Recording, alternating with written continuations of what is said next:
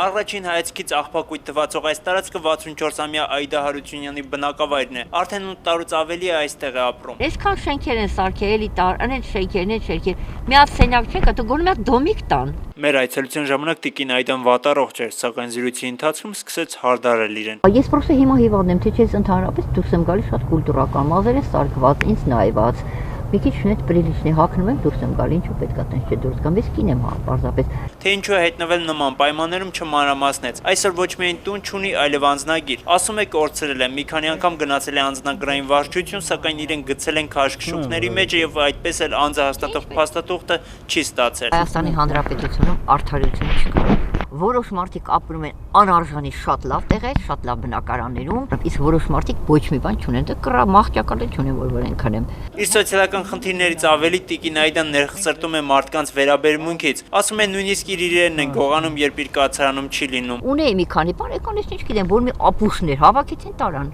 Թեև ծանր վիճակին տիկին Այդան հրապարդությամբ ասում է, որ երբևէ մուրացիկ չի եղել։ Օրվա հացը վաստակում է հավաքարարությամբ։ Հույս ունի, որ անձնագիր ստանալուց հետո գոնե թոշակ կստանի եւ կկարողանա թեկուզ 4 պատ վարձել։ Այսօր պաշտոնական տվյալները որպես թափառաշրջիկ եւ անօթևան Հայաստանում հաշվառված է ընդամենը 9 անչափահաս։